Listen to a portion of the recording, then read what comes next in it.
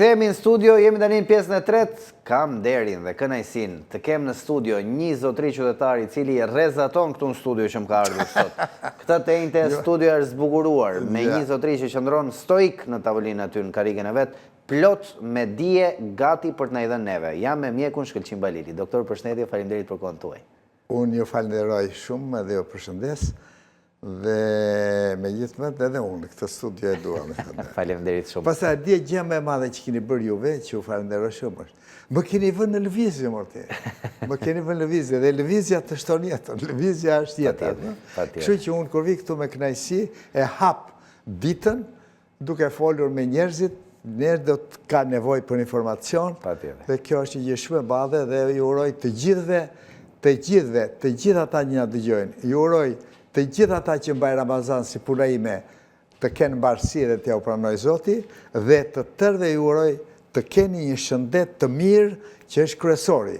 Shëndeti është pasuria më e madhe e juaja, të tjerat janë dytësore. Patjetër, sa bukuria, shikon, unë nuk ka nevojë fare, ajo paranteza ime do më ishte shumë kot para kësaj që thatë ju, doktor. Tani, ne sot me doktorin jemi pikërisht për Ramazanin, duke qenë se doktori është agjërueshëm, do të na tregoj vlerat e agjërimit, jo vetëm për qëllim fetar, por edhe për qëllim shëndetësor, kryesisht shëndetësor, sepse siç e tham dhe dje, nuk është domosdoshmëri apo sakrificë mbajtja e agjërimit, por është detyrim për të patur një trup të shëndetshëm.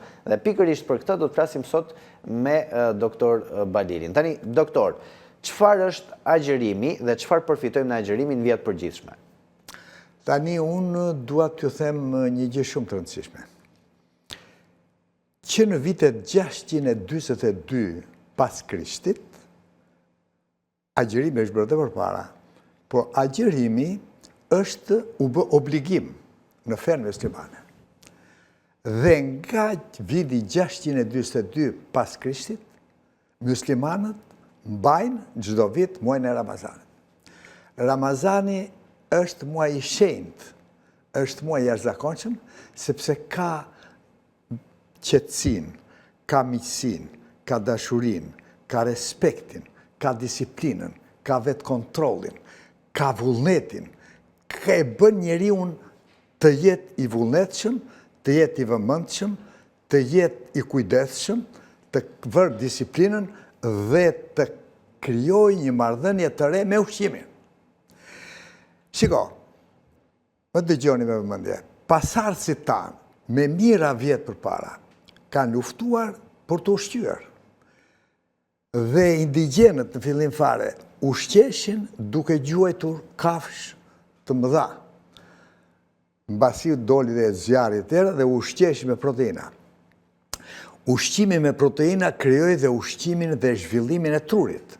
Dhe gradualisht erdhën duke u ushqyer, duke u zhvilluar dhe duke u krijuar dhe industri dhe tregtia, ata që ishin më të pasur ja ushqisin atyre gjishme të varfër, dhe gradualisht erdhi. Por ama, gjatë gjithë kohës ka qenë puna me uri, duke ndje urin dhe duke bërë luftë për ekzistencë, për të jetuar dhe për të ushqyer dhe ushqimin. Sot, në këtë botë, është ndryshe. E para njerë që nuk gjen asgjë natyrale, gjithë shka e ka bërë dore njeriut, dhe së dyti është një gjë interesante. Në çdo cep të rrugës, kudo që vete, në çdo kthes, ke ushqim. Ke qofte, ke mish, ke pastra, ke gjëna, vete për të marrë një bukë, ke 200.000 pastra atje me ngjyra të ndryshme, kudo që vete, në çdo vend të vete. Kështu që njerëzit kanë krijuar të hanë dhe të ushqehen, dhe natyrisht ka humbur simboli. Unë mbaj mend, kur kam qenë i ri dhe natyrisht dhe kohë përpara, që kishte një simbol. Kishte mëngjesin, kishte drekën, kishte darkën. Ishte kënaqësi kur babai, gjyshi mblidheshin në tavolinë dhe hanin bukë, ushqeshin dhe ble kritikojnë njërin që të hajë ushqim se është i rëndësishëm. Tani asgjë s'u tavolinë, secili han vete. Të tërë han me paketa, venë marrin ca brioche, ca që dalin, ca ëmbëlsira, han aty, pap ca byrek me gjizë Kosove, ca ku dëgjen, ku se bëjnë qofte në orën 10, 12, 13, dhe kjo ka shkatruar metabolizmin. Dhe kjo ka bërë që kjo ushqim tjeti përhershme. Unë them në njerë, ka njerës që të shtrosh 10 tavolina me mish, do hanë 10, a nuk thot që unë gopa. Nuk thot, do të haj pa tjetë, ta shikoj, po kjo zhjë për kjo. Kështu që jemi në një moment kur dhe aparati tretës dhe ushqim, mënyrat ushqyerit, ka kryuar mbi peshën. Ka kryuar një ngandalësi të metabolizmit dhe po kryon gradualisht smundje. Ne kemi mbi peshë, ne kemi fertiliteti sot, po a them që unë e kam specialitetin tim, po ja u them, problem shumë i madh është pjellshmëria, është fertiliteti. Dhe unë në praktikën e përditshme shikoj që ka shumë vajza dhe gra që kanë 2 vjet, 3 vjet që s'lindin dhe janë 10 kg mbi peshë. Dhe kjo kërkon agjerim. Agjerimi është riciklim, agjerimi është rifreskim, agjerimi shëndet. Dhe agjerimi do të thotë të përmirësosh metabolizmin. Dhe metabolizm do të thotë që të gjitha ushqimet që marim dhe që ushqemi 3 herë në ditë, apo më shumë herë, bëjnë që këto ushqimet të përvetësohen nga ne, të bëhen të brendshme të trupit dhe në saj të proceseve fiziko-kimike që ndodhin në organizëm, këto krijojnë energjinë tonë. Dhe ne vazhdimisht marim dhe ky metabolizëm është gjithmonë në punë. Stomaku është në punë, ka njerëz që hanë në orën 9, ka njerëz që hanë në orën 10, edhe flenë. Tashi, truri, gjumi, është një prioritet jetik. Në orën 10 të gjithë njerëzit duhet flenë dhe në orën 2 orë përpara duhet hanë darkën. Sepse truri kur fle, nuk mund punojë stomaku. Kështu që këtë mingarkesë e bën agjerimi. Dhe unë të gjithë këtyre që më vinë, ju jap agjerimin. Dhe unë do t'ju them dhe diçka. Të gjitha ushqimet që marim, në esencën e tyre që të gjitha kanë sheqer, kanë glukozë. Fillohet nga makaronat, nga orizi, nga qumshti, nga ushqimet e tjera, nga mishi, qoftë dhe nga sallata jeshile. Dhe tërë kjo glukozë që futet në gjak, në gojë, me njëherë brenda pak minutash pankrasi është i gjendër në anë e majtë, prodhon insulinën. Tani, shumë veta nuk e din që është insulina. Insulina është hormoni esencial që shkon dhe prodhohet dhe shkon në gjitha qelizat e trupit, dhe si të them, insulina është qelsi, qeliza është dera, që hap derën, qeliza do hapi derën, dhe glukoza është mysafiri, ose ai që duhet të hyjë patjetër në qelizë.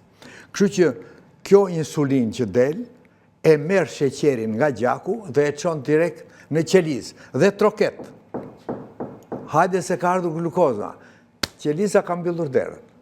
Dhe kur qeliza mbyll derën, atëherë rritet insulina, prodhohet prap insulin dhe mundohet të afusi glukozën.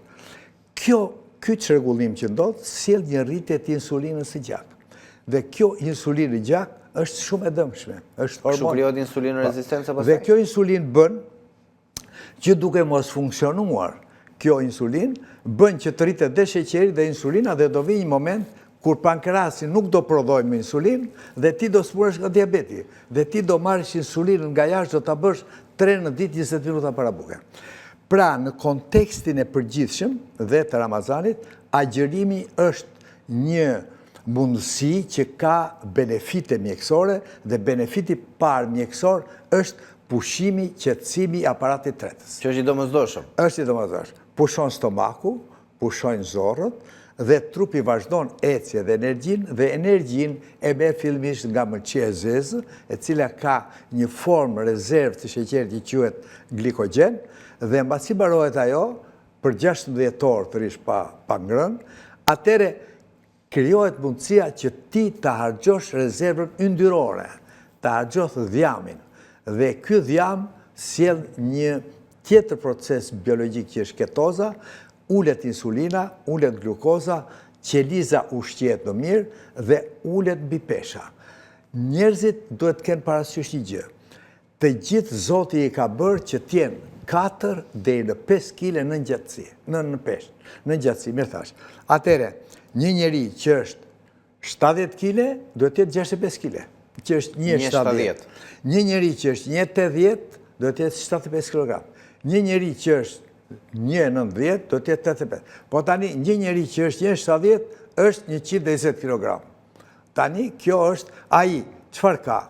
Aji ka hiperinsulinemi, ka glukosë, rrjedhë glukosë në gjak, mandej unë do t'ju them që në praktikët e përgjithshme, check-upi që bëjmë ne, na zhgënjen shumë, sepse check-upi ka vetëm glukozën në mëngjes, ka edhe hemoglobin e glukozuar, do të thotë, hemoglobin e glukozuar do të thotë sheqeri në rruzën e kuqe të gjakut, që jeton në eritrocitin në rruzën e kuqe të gjakut për 3 muaj. Dhe tregon sa e ke glisemin ti. Që të dyja këto nuk tregojnë realitetin. Realitetin e tregon vetëm insulina. Pra, të gjithë njerëzit që janë mbi peshë, që kanë ngarkesë, që kanë lodhje, kanë dopsi, që kanë dëshirë të madhe për të kërë ulmërsira, që kanë dëshirë të madhe për të marrë ushqime, duhet patjetër që të futen në agjerim. Dhe agjerimi është i domosdoshëm sepse veç pushime të aparatit tretës sjell një gjë shumë të madhe, sjell shëndetin e zemrës. Shëndeti i zemrës do të thotë të ulen yndyrnat të gjak, të ulet kolesteroli, të ulet trigliceridet, sepse ka shumë njerëz që kanë një mingarkesë, kanë një lipidogram shumë të lartë. Dhe kjo do të thotë njeriu jeton gjatë kur ka vazat e gjakut të pastra, kur ka gjakun e hollë, kur nuk ka yndyra, kur nuk ka pllaka aretomatoze. Kështu që kjo tregon shëndetin e zemrës. Zemra është e shëndetshme kur gjaku është i hollë dhe kur nuk tërë sistemi i qarkullimit gjakut është i pastër. Kështu që e dyta, shëndetin e trurit, ka qartësinë e trurit, ka aftësinë të kujtesa, të energjia, ndikon ke inflamacioni. Të gjithë njerëzit që kanë mbi peshë, kanë një inflamacion, kanë një ulje të imunitetit, kanë një dopsi, kanë një kputje, kanë një lodhje, kjo ndodh dhe te gratë dhe te burrat, kuptohet. Por, gjithsesi, ajo që ka shumë rëndësi është që përmirësohet metabolizmi, pushon aparatit tretës, kemi shëndet të mirë të trurit, kemi shëndet të mirë të zemrës, dhe ne mund të ulemi në peshë. Dhe ne kemi një organizëm të shëndetshëm. Për shembull, do t'ju them një gjë shumë të përzemërt dhe shumë të sinqertë. Tashi, unë jam 82 vjeç. Para 2 ditësh isha në Lundër, se kam një shtëpi të vogël atje, edhe u krahasit ullit, kam punuar gjithkohon po shtrëmbërem gati nga karroca dhe nga puna këto, be tashi, megjithatë po vrizja mendjen në fund, thash ore, tashi nga ora 9, deri në orën 6, 5, 6 pa 20 që do ha unë iftarin, unë nuk kam as etje, as lodhje, as uri. Këtë më ka dhënë Zoti. Dhe me thënë, që të punosh edhe që të mos kesh as një ankesë. Kjo është ideja. Por, një gjë shumë e rëndësishme është, agjerimi ka një gjë shumë të madhe sepse rregullon hormonet. Dhe këto hormone janë në varësi të një praktike dhe të një balancimi të ushqimit. Ne duhet të dim të ham dhe të ushqemi. Të ushqemi në mënyrë të shëndetshme. Dhe që të ushqesh në mënyrë të shëndetshme do të thotë të eliminosh të ëmblat, të eliminosh ushqimet e përpunuara, siç janë ushqimet e shpejta, ushqimet e paketuara, ushqimet e përpunuara, të eliminosh makaronat shumë, orizin, bukën e bardhë, të tërë barin bukë të bardhë. Buka e bardhë nuk ka asnjë vlerë, aq më tepër që në mielli na vjen në mënyra të pasigurta. Po shhalli se buka e zezë mund të është më ngjyrus. Buka e zezë, jo, nuk është atje. Buka integrale, ajo që kemi ne, është më mirë nga gjitha që mund bëhet. Por buka e bardhë nuk ka asnjë vlerë, të jep konstipacion, të jep probleme ndaljen jashtë. Nuk ka asnjë vlerë ushqimore. Ne kemi edhe një të keqe të madhe që nuk e di, po ne edhe presim bukën. Ky është gabimi i madh që bëjmë ne. Ne presim bukën. Ne vemi në dyqan dhe i themi në maprit. Buka nuk duhet prerë, në asnjë vend botës nuk pritet buka. Kështu që mënyra se si ushqemi është shumë e rëndësishme. Mandej, unë mendoj që ne Ramazan, agjërimin dhe agjërimi që bëhet në Ramazan është i jashtëzakonshëm, është shumë i shëndetshëm, është i domosdoshëm, për disa lloj njerëzish është i domosdoshëm. Je i jashtëzakonshëm, doktor. Tash unë doja të të pyesja edhe për dy gjëra. Përmendë gjatë fjalës tënde që mbi pesha është sëmundje. Pse duhet trajtuar mbi pesha si sëmundje? Atëre, po ju them unë, mbi pesha është sëmundje. Është sëmundje, edhe nën pesha është sëmundje, edhe mbi pesha është sëmundje. Mbi pesha ka një problem shumë të madh, sepse mbi pesha, unë ka folur edhe një herë në televizor, të gjithë meshkujt që janë mbi peshë, që kanë yndyrë dhjamore, që kanë një depozit barku nga kërthiza e poshtë, që kanë gjoks të madh, ginekomastia, këta kanë një disbalancë hormonale dhe kanë më shumë estrogen se sa hormon mashkullor. Dhe në të gjithë këta, në 100% ka një rritje të insulinës, ka një rritje të dhjamit. Pra, ka një korelacion klinik të shkencor. Atje ku ka mbi peshë, atje ku ka dhjam, atje ku ka insulin. Dhe insulina është e para që ullë testosteronin, që ullë dëshirën seksuale, të duket femra si e këtë timon makine, dhe e dyta është problemi që nuk je jaftë për seksin dhe ke një rezistent shumë të ullët dhe unë e kam pasur dhe kam përdit problem lidhur me fertilitetin. Ullet sasia e spermës, ullet qësia e spermës, tek femrat, një diçka mbi peshë tillë që quhet disbalancë hormonale nga ksenoestrogenet, nga këto që vinë nga plastikat. Plastikat, proceset e bukurisë, proceset e kozmetikës, detergjentët që jam në shtëpi, që të gjithë janë të rrezik, enët e vjetra plastike. Në frigorifer, ju lutem, mos mbani asnjë enë plastike që të ngrohet ose që të qëndrojnë në frigorifer. Janë të gjitha me bisfenol dhe këto janë lëndë kimike të cilat ne i takojmë edhe me ushqimet, edhe me kontakte me detergjentet në shtëpi. Dhe këto krijojnë futen dhe këto imitojnë në mënyrë të shkëlqyer hormonet biologjike të vezores dhe krijojnë mbi peshë, dhe krijojnë yndyrë, dhe krijojnë dhjam. Dhe unë më vjen keq që shikoj ca vajza që janë mbi peshë, që kanë akne në fytyrë, pushtë në fytyrë, që kanë dopsi të flokëve, që bie flokët, që kanë rënje dhe dopsi të flokëve, që kanë rritje të qimeve të pilozitetit të fytyrë, që kanë cikël të dhimbshëm, që kanë cikël të çrregullt, që kanë tensionim të gjoksit para 2-3 ditë para së cikli, që kanë luhatje të humorit, e kanë me nervozizëm, me të qara, që kanë krampe dhimbje në fund barkut, me një sindrom premenstrual dhe që në fund nuk kanë ovulacion, nuk mund të lindin, nuk kanë pjekurit, sepse këto hormone që hynë nga jashtë janë të gjithë të dëmshme. Dhe faktisht, ose ilaçi esencial i kësaj është vetëm dieta, ushqimi dhe dieta e shëndetshme. Dhe të shmangen gjithë këto ndikuese të tjerë. Dhe kush është dieta më e shëndetshme? Do të dëgjoni me vëmendje. Veza. Mos e harroni, veza është ushqimi më i shkëlqyer që ka njeriu. Çdo njeri që ecën dhe ka 2 këmbë do të hajë 2 vezë në mes. Veza, sardelet, peshku është shumë i mirë, mëlçi e zezë është shumë e mirë, kofshat e pulës shumë e mirë, filetot e gjeli dete, pule dete shumë e mirë, mishi, palca kockave shumë e mirë, pastaj fillojnë fasulet, thjerrzat, qiqrat, bishtajat, speci kuq, speci jeshil, selinoja, karotat, lakën e bardhë është ideale. E merë lakën e bardhë dhe lanë e pastron, një tagrir, salat, vaj, uthullmolle. Edhe uthullmolle. është të shkrifton dhe të hiqen të gjitha lënde përpunuara, të gjitha këto ushqimet e shpejta, ushqimet e paketuara, fast foodet, suflaqet, Coca-Colat, Bravot, që janë këto të pijet me ngjyrë që bënë në bodrumet e Tiranës, të gjitha të hiqen. Dhe të hiqet, unë shikoj rinë e Tiranës, në rrugë Elbasanit, vetëm suflaqe me hunë deri me vesh deri. Dhe ca patate të skujt. Patatinat janë toksike, sepse bëhen në një vaj që është si kjo tavolina që ka 6 muaj së është ndërruar. Dhe fute nxirr dhe ha patate. Dhe ato janë toksike. E dyta, ushqimet kudo që vete, dhe në për këto funerale, dhe kudo që vete, gjysmë e tavolinës kërkojnë të pinë Coca-Cola. Coca-Cola është shumë e dëmshme. Pra, është sheqeri përpunuar. Sheqer të përpunuar, jo, mish të përpunuar, jo.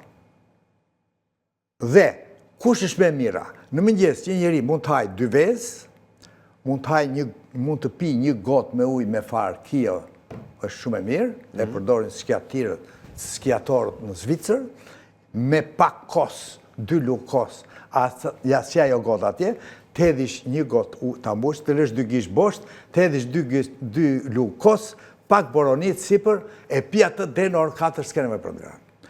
Edhe 5 harra, 5 bajame, fara kungulli, lyri shtri dhe më të marrë, boronica, po ama të hash ti në mëngjes, sheqerna, edhe ushqimet të tjera të cilat janë pa vlerë, do me thënë, dieta është esenca. E qartë, shumë faleminderit, doktor, për gjitha shpjegimet. Ne do të presim disa telefonata, 5 minuta presim telefonatat, numrin e telefonit e keni të afishuar në ekran. Prej këtij momenti, jemi Ramazan ose thuj? Sa Ma e më të. Sa bere. Ua që qesh duke ka bo. Dhe do të presim telefonatat tani në studio, e keni numrin e telefonit të hapur. Mirë mëngjes, përshëndetje. Presim vetëm pak sekonda sa të konfigurohet lidhja me telefonatën e parë. Regjia më njoftoj, nëse jemi okej. Okej. Mirë mëngjes, përshëndetje. Përshëndetje. Po, zonjë, urdhëro. Jam një vajzë 36 vjeçë. Po, jeni 36 vjeç. Po. Të lutem regjia pak zëri. Po. Kam tentuar për të ngelur shtazanën. E dëgjon doktor? Ka 5 muaj. Ka 5 muaj që ka tentuar të Dhe ngelur shtazanën. nuk po ngelem dot. Edhe njerë të lutem, Është 36 vjeçë, ka 5 muaj që po kërkon të ngelë shtazanën dhe nuk po ngel dot. Kam tentuar. Atere të lutem, mundësinë e ke për të ngelur dhe unë të uroj gjithë të mirët e kësaj bote të ngelesh, po për para se të mendosh për një shtazani, pa tjetër që keni lindur në njëherë ju? Po, kam lindje me operacion. Ke pas lindje. Tani, e para, ajo që duhet këshilloj unë është që për para se juve të ngelen një shtazane, duhet të bëni një konsultë prek para dhe ajo do t'ju përcaktoj shëndetin tuaj, sepse ju me siguri keni ngelur herën e parë dhe kur keni ngelur herën e parë, keni ngelur pa pyetur kryetarën e komunës, do me thënë keni ngelur sepse keni qenë shëndosh. Tani ka ndodhur ndryshime dhe duhet shikojmë. Piqet veza, ka probleme ku është, si është, kështu që do bëni një konsult dhe me 100% keni mundësi që të arrini. Dje ka bërë një konsult të ginekologu dhe eko, dhe nuk mund të rjesë një problem. Si kanë zirë e Jo, nuk e mendoj këtë gjë. E para që do bësh është AMH-ja. Do vesh dhe do bësh një analizë që të regon si e ke sasin e vezëve. E para, e dyta, do bësh një ekzaminim sa e ke si e me gjendjen e përgjithshme tënden, dhe unë po them që AMH-ja do na dali, dhe se AMH-ja dhe 2 deri në ka, AMH do tot hormon antimilerian dhe të regon sasin e vezëve që ju ka dhuruar Zoti juve. Juve në moshën 36 vjeçë, kohën për të ngelur shtazani e keni vetëm 3 muaj. Kështu që do bëni konsultën dhe bënda 3 muajsh duhet të stimulohet veza ose të stimulohet sperma dhe kjo mund të arrihet. Po jo me një vizit të thjesht. Duhet bërë 3 ekzaminimet për të parë gjendjen dhe aftësinë e vezës. Është në gjendje veza të fekondohet, është e pjekur, i ka gjithë kushtet për të krijuar embrionin apo jo. Kjo është ideja. Shumë faleminderit doktor për përgjigjen tënde. Presim një tjetër telefonat, kemi edhe 2 minuta kohë. Numrin e telefonit e keni të afishuar në ekran. Mirë mëngjes. Përshëndetje. Alo, përshëndetje zonjë. Jeni drejt për drejt zonjë. Po ju dëgjon. Urdhëro. Alo, mëngjes doktor. Urdhë. Jam një zonjë. Jam në moshën 60 vjeçë, para 5 vjetësh jam diagnostikuar me kancer në mitër të fëmijës. Po, mas 3 vjetësh më përsërit prapë. Po tani thot doktori që ka kaluar në vezore. Analizat u bë që 3 që më dalin keq. Ka rrezik? Po, patjetër. Për kimio. Po. Kanë thënë për kimio. Po, juve patjetër duhet ekzaminojeni dhe ajo që unë mendoj tani ke mjekët specialist onkolog, por unë do të kisha mendimin që në këtë momente ku jeni, është e domosdoshme që të bëni me njëherë një rezonancë magnetike, dhe rezonanca magnetike do tjetë një informacion, do tjetë një pasaport në cilën juve do shikoni si është morfologjia vezorave. Dhe, naturisht, në mënyrë rrënjësore, duhet të gjendet shkaku dhe të bëhet sa më parë mjekimi. Të lutem, nuk ka kohë për të pritur. Do t'jesh në një ndjekje, në dinamik, në minutazh, me njëherë ke mjekët specialist. Me njëherë. Që nesër, do të shkosh të ndiqesh dhe ku banon? Ku banon? Më thuaj ku banon? Doktori. Ku banon? Unë banoj në Bulqis. Në? Dibër. Në Bulqis. Në Dibër? Në Bulqis, po. Po. Atere, me njëherë rezonanca magnetike, më dëgjo, rezonanca magnetike e morfologjisë të pelvis minor, morfologji e mitrës, endometrit dhe e vezoreve. Kjo është urgjente. Shumë falemderit, doktor. Ne kemi ardhur në fund. Falemderit shumë për gjithë përmbledhjen që na bëre dhe për gjithë analizën e metabolizmit tonë dhe si reagon metabolizmi jonë ndaj agjerimit. Shumë kënaqësi gjithë një bisede me. Shumë kënaqem. Faleminderit. Me tërmend. Po. Ne do të shkëputemi tani për një hapësirë publicitare, rikthehemi sërish vetëm pas pak publicitet.